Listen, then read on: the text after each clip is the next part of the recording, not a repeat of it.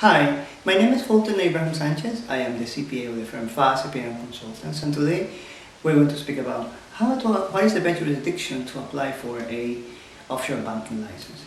There are two types of offshore banking license, Type A and Type B. Type A is the license that includes not only the taking of deposits outside of jurisdiction, but in addition for taking deposits for citizens within the jurisdiction. So it's a non-restrictive license. For Type B license, that's a typical offshore license where the bank is only authorized to take deposits from outside of the jurisdiction, but it is barred from taking deposit from the jurisdiction where the license is applied or authorized. Now, in terms of places, the best jurisdiction, in terms of the most prestigious one, is Cayman Islands. And this is a very old jurisdiction, very consolidated.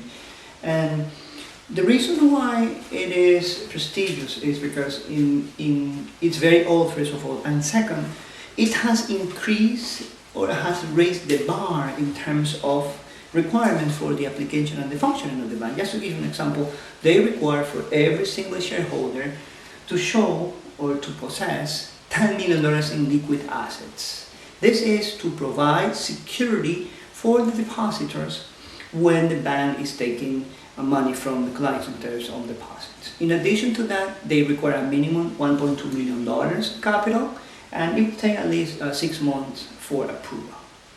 Now, in terms of the second law jurisdiction is Lithuania. Lithuania is a special case in the offshore industry because it created lately a special banking license. This is a typical license targeted for fintechs. And the reason why they have created this type of license is to attract technology into Lithuania and the European Union. As typical example, we have one client, at the approval of the license, they have the type of account that they provide to the clients is the account in fiat money, dollars, in cryptocurrency, and as well as in gold. So when the client is checking their balances, they are able to see in the three different currencies their positions in the bank. But this is more for this type of fintechs that are targeting for increasing the technology and the increase of technology within the European Union. The typical capital requirement is $2 million, and the approval is at least 1 year in terms of the application of the license. The next jurisdiction is New Zealand. New Zealand is a very special jurisdiction. For example, they require is known as itself a banking license, but it's a financial service provider license, meaning that there are specific services that are provided with this license.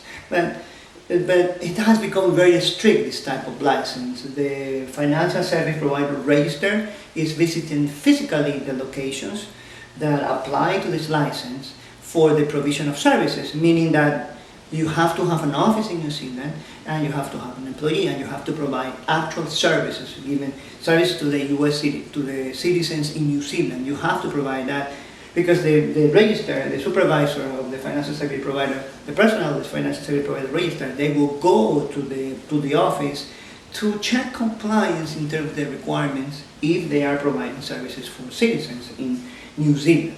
The typical approval period is like 3 months, and they require capital of $100,000 if there is investments or management of investment involved.